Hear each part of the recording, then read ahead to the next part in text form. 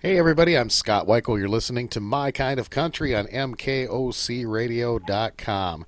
His latest album, Fort Worth to Bakersfield, just won him the Academy of Western Artists 2017 Pure Country Album of the Year. And the name of the award says it all. He is definitely pure country music, and it's great to have him on the show tonight. This is Steve Griggs. Steve, how are you tonight? Hey, Scott, I'm doing well, buddy. I hope y'all are doing well. I wanted to say hi to everybody out there. Well, we're certainly glad to have you on the show tonight. Man, you got a lot of exciting things going on right now with your career. This is fabulous.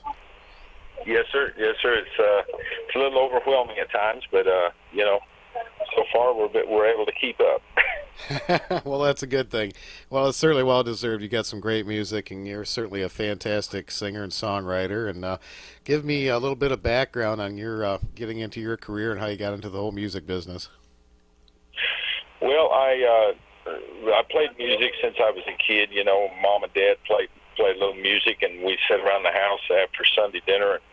The families, the friends and relatives would come over, or we'd go over their house, and everybody would sit around the living room and play music after Sunday dinner. So that's really where I picked up the guitar and started playing it, and kind of grew from there. And had me a couple of bands in high school, and then went out on the road some after high school, and that's where I met a good friend now, is David Frizzell out there in Reno, Nevada. He was playing some clubs out there, and I was playing. I used to go over and see his shows, and friendship grew from there. But I played music all along, and then later on in life, I got married and kind of got out of the music business. I'd still go and sit in with fellas and such as that, but I kind of quit doing the music, and I got in a little trouble there, and so I was gone for a few years, and so then when I got out of prison, I started playing music again, and I talked to a lot of friends, including David. David said, "Man, do what you love to do," So Absolutely. I just fired up the music career and going, and here we are.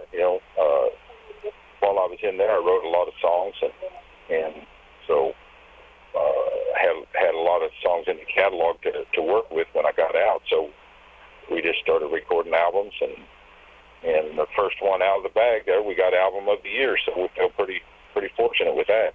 Amen. Well, it's certainly well deserved, and I know David real well, and he speaks very highly of you. We had a long conversation about your music when I was down visiting with him a few weeks ago, and so I'm real glad to have you on the show tonight, be able to feature your music and get it out there to my listeners. This is fantastic. Well, great. Well, David's a good friend. Speaking of Frizzell's, you've got a great song, and I absolutely just love the title says it all right there. David just loved this one too. It's called "Daddy Like Lefty, Haggard, and Jones." Yes, sir. Yes, sir. Well, my dad, he had a ranch up there, or a farm in Missouri, and he liked Lefty, Haggard, and Jones, and of course a few others. But he'd be out there riding around in his pickup truck, and one of them guys would come on, and boy, he'd crank it up and just listen to him. He really liked country music, the real country music I'm talking about. Well, amen to that. Yeah, that's very commonly known on our show, because when we talk about country music, we talk about real country music. So Right. everybody knows that, and you certainly do fit into that group. And I assume from a lot of your songwriting style and your vocal style that Frizzell and Haggard and Jones were pretty big influences for you. Well, yeah. I mean, of course, when I was younger, I listened to the Beatles and the Rolling Stones and all them folks, but I never performed that kind of music, rock and roll or anything else. Ain't nothing against it. I know where I fit, and that's where I belong, and that's where I've always stayed, in country music as far as my playing and performing anywhere. So, and I never, I just never got into the new, what they're calling country music. I can't really go there. That's not it. To me, it's like rock and roll or pop music. It's okay to listen to. It's fine, but what I'm going to perform and dear to my heart is the real country music. Is influenced, like you say, by Haggard and Jones and all them guys. Lefty, of course, and when I first met David, I talked to my dad and I said, yeah, I'm down here with David Frizzell, and and Pop said, oh yeah, and Lefty's, we used to go. And my mom and dad lived in California after World War II. My dad got out of he was in the UDT during World War II. So when he got out of the service, he stayed out there in California. And so he was telling me, yeah, we used to go see Lefty, playing up around L.A. and San Bernardino and Bakersfield and all them towns in there, So, yeah, he knew all about the Frizzells, and of course I was just a youngster then, and I thought it was just the coolest thing, hanging out with David and all that and playing music, but found out that Pop had been going to all them Lefty Frizzell shows for years. That's great. The whole Frizzell family, they're just the nicest people, and they've stayed true to their roots for all these years, and they of course always support artists like yourself and carrying on that traditional sound. Oh yeah. David's always been a lot of inspiration and support for me, through good times and bad, and I guess that's where you count your good friends from your friends that just say they're friends. David's been friends through everything and tried to support and advise me the best he could, in all my music career and all and personal life. So it's really helped me out a lot, and he's been a good dear friend for all this time. Well, that's wonderful. Yep, he and his wife Jo are the best people, no doubt about it. And folks, Right. Steve Griggs Band is the website to go to, and of course, Steve's music is available on Amazon and iTunes and all the usual places where you can get real country music. And Steve, I want to ask you about another song on your album that I really like. It's called "Drinkin' Texas Off My Mind."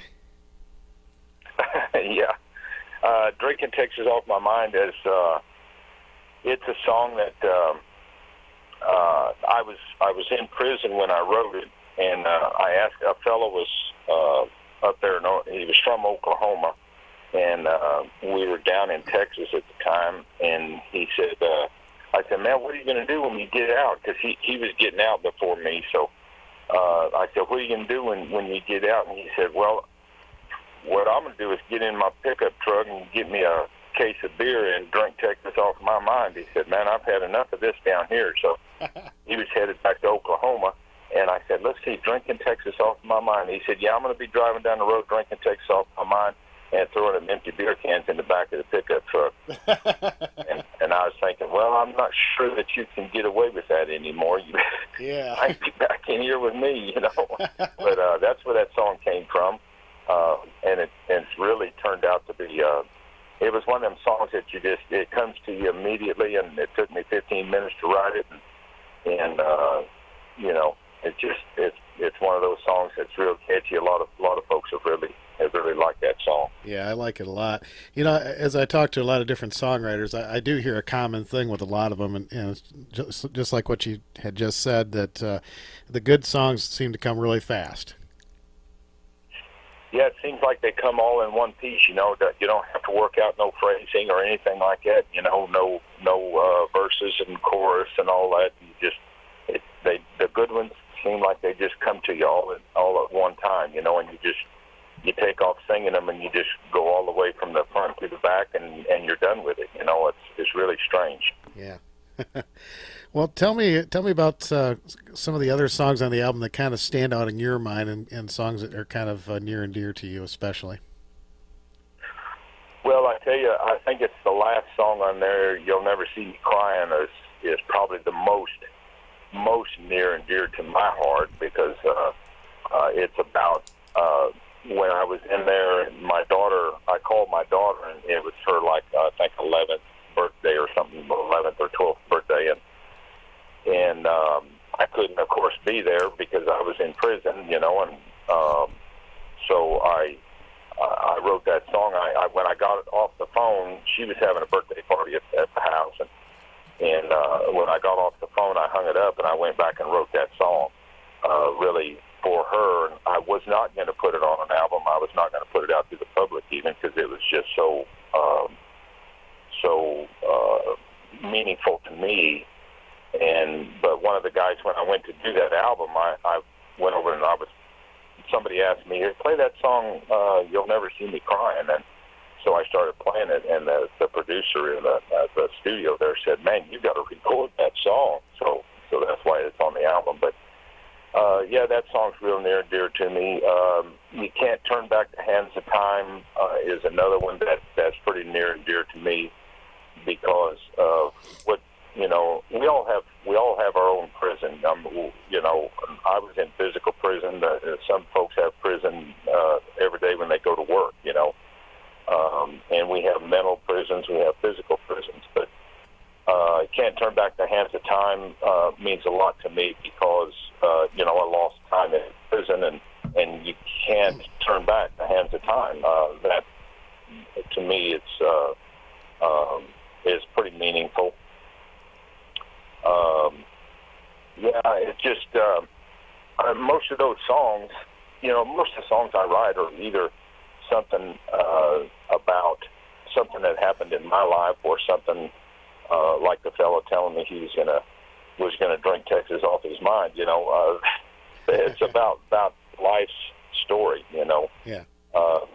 The song "Blinding Lights." When I got out, I had nothing. When I got out of prison, I had nothing. I was, having to hitchhike around and try to get going again. And I had a, guitar on my back and a suitcase in my hand. So the song "Bakersfield," that's when I first went out there, and I was playing some music down here in Texas, and went out there to Bakersfield and hitchhiked around out there playing music, and went up and ended up meeting David and Giselle and all that. So the song off the album "Lord, I Should Have Known Better" was started out as kind of just a joke type song, kind of a funny song, about meeting a gal down there at a honky tonk, and Lord, I should have known better, because it kind of ended up in the song. It's just that song was just made out of my imagination. It really has nothing to do with anybody, but it started out kind of a joking song, and turned out into a pretty decent song. A lot of folks like it anyway. Yeah, absolutely. The song "Somewhere in Old Mexico" was about a true part of my life.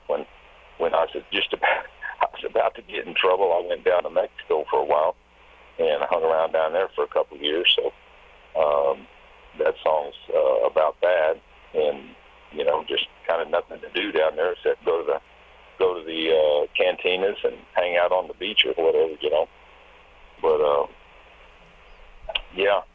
it's almost all the songs I write most of them are about something that I've experienced in my life, but others are about experiences that somebody tells me about, and I say, "Hey, man, that'd make a pretty good song right there," Well, that's the best kind of music to have. Steve, I'm curious. Back in the days, back when Haggard was in prison, back in the late '50s, early '60s, and he kind of hid that part of his life until Johnny Cash said, "Hey, man, you got to be honest about this," and it didn't really change anybody's perception of him. What is people's perception nowadays for someone that's done time? What are some advantages and disadvantages of that, as maybe compared to back in those times? Well, I imagine it's pretty much the same. You have certain people that look down on you for it, and I guess we'll just never outlive the stigma of having done time in prison. It really don't matter much what for. It's just that you did time in prison, and so some folks are going to look down on you for it. And that's a never-ending thing. I think it was present back then, and it's still present today. Mm-hmm. I think the disadvantage, of course, is just that you've done time, and everybody's not, everybody out there is not going to trust you. Some people look at it and say, well, you did your time, and you're out now, and you're not doing nothing wrong, and you're doing what you're supposed to do, and you're doing right. Other folks are they're not going to give you that chance. They're going to say, well, you've done time, for nothing, just stay away from me. So I don't really know the if there's if there's any advantages other than you learn a lot when you go through something like that. You learn a lot. You learn who your real friends are.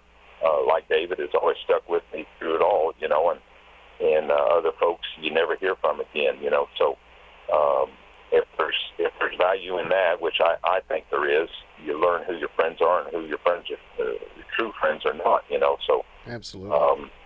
Other than that, the life experience, and I guess I came out with a whole book of songs that I can work with, and folks say, man, let's work up some songs and get in the studio, and in fact, I think we're going to work on an album with David and them down there shortly. So, you have all these songs. If you're writing real country music, and I lived through a lot of hard times there that gives fruit for some good country songs, and real country. And so, if there's any value in doing time, then I guess that's what I got out of it, the life lesson, and of course a lot of good songs. Oh, absolutely. And from my aspect of the whole thing, it's someone who's been there and lived these experiences, and then has the talent to write about it and bring it out to people. It really, to me, it's more touching. When you've got staff writers that sit down and write songs about things that they've never experienced and never truly done. There's something that just doesn't come across when you have those type of people writing those songs. When you got somebody that's is real deal, and comes right out and is honest with it, I think that's to be applauded, and I think that's one of the best things about country music. And people that are writing songs like what you're doing. Right. Well, thank you. Scott, it means something to me to be honest about it, and I've been in contact with so many different people, A&R people and PR people and all that. It really surprised me how many of them told me, "Hey, man, you can't mention that you did time. You just can't mention it."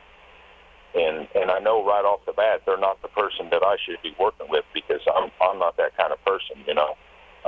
I don't want anybody to be able to to say, "Hey, man, you didn't tell me you did time." No, I'm gonna be right out front with it, and then it's up to them to make the decision whether they want to have anything to do with me or whatever.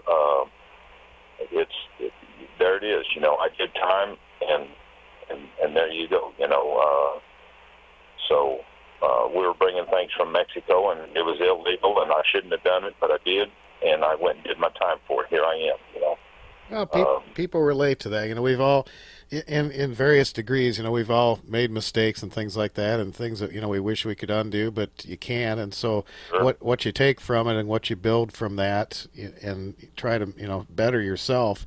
That's the way to do things, and that's certainly what you've done here. And very honestly, some of this great music that you've written is a result of all of that. So I applaud you for it, and I think I think you've done wonderful things from your past, and turned it into great things that can be shared and for people to listen to and be touched by. That's one of the things I learned from my dad, is no matter what happens to you, you don't let it be a negative. It can either be a negative or it can be a positive, and I try to make it into something that's positive. Like I say, I learned a lot from it, and I got a bunch of songs from all that time I was sitting on my bunk not doing anything.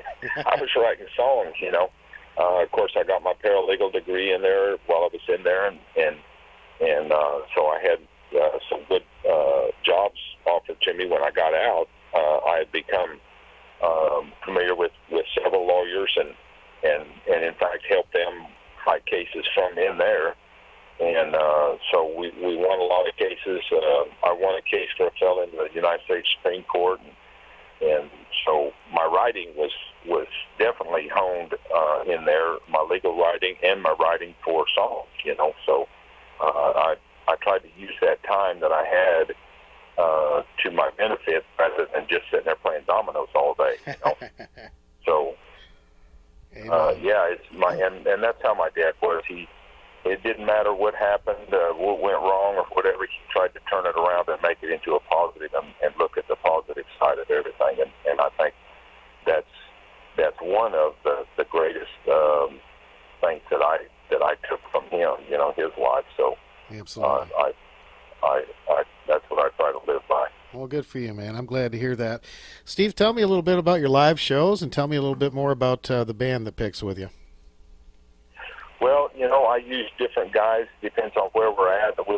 You know, we're not to the point to where we can afford to fly the same guys around all the time. So sometimes I use different bands and different states. You know, it depends on where I'm going. But I try to interview them pretty good and talk to them and get the best quality players that I can. But I have the fellows that play with me down here in Texas have been in the music business quite a while. They're all seasoned fellows, and we try to put on a good country music show. We don't have a bunch of screaming guitars and all that. We try to play clean, and we usually have a drum guy and a bass and lead guitar, sometimes fiddle or steel guitar, pedal steel. You know, we try to always have either a pedal or a fiddle or both, depending on the venue, the size of the venue, and the budget, of course, and all that. So we try to get up there and communicate with the folks and talk to them and get out and, you know, of course, meet the folks. If we take a break or whatever before the show or after the show, you know, I always get out and try to meet and greet everybody. And you know, sometimes we have giveaways. We'll give away some CDs or some T-shirts or some ball caps or something like that, you know, and just try to interact with the folks and have a good time and make it enjoyable for everybody where we have a good, clean show. You know, some of these folks get up there and use language and do things that I don't agree with, and that's not included in my shows. You know, we have a good, clean show and a show that you can bring your kids to or anybody else, or you can bring grandma or whoever, you know. Now, we'll be in Missouri Friday and Saturday. We'll be at a place called the Lomo Club over there by Jefferson City on Friday, I believe it is, and then Saturday we'll be at Pleasant Hill, Missouri at a theater there, really a nice theater, and we've been there several times, and there's several it's an old movie theater turned into a music venue, and really a nice place, and you know, all ages will be there, and we always have some folks dancing in the aisles, and that's what really makes me happy, is when to see folks having a good time. That's what I'm there for. Absolutely. It's always fun when you get dancers. It's very different when you're playing a honky tonk as opposed to where you're playing a concert setting and everybody's just kind of sitting there looking at you, you know. Oh yeah, it's you know, I like playing both, but there's something to be said for you know, folks at a concert type theater or something like that, where the folks are really listening to your music, and different from a honky tonk where you know they're there to dance. You know, just give them a good beat and they're dancing. You know, they're not listening to the lyrics or anything else. But in the theaters or the that type of a setting, the venue, you can kind of tell them the stories about your song and why you wrote this song and you know, things like that. Where in the honky tonk they just want to hear music, you better be there to play some music. and I, like I said, I enjoy both. You know, either one. But there is something to be said for the theaters where you can actually communicate with the people more and kind of tell them the background behind the story or whatever, you know. Absolutely. Well, the new album is called Fort Worth to Bakersfield, and folks, you can get it at stevegrigsband.com. We will make sure and put that information on our Facebook page as well. And, of course, his music is available at Amazon and iTunes and all the usual suspects out there in Cyberland and all the great record stores around. Make sure you support Steve and support his music and go see him in concert and keep an eye out for that. And Steve, I want to thank you so much for taking time to be on the show. And I also want to thank Elsie Houston. She's just a fantastic lady. You got a wonderful person in your corner there.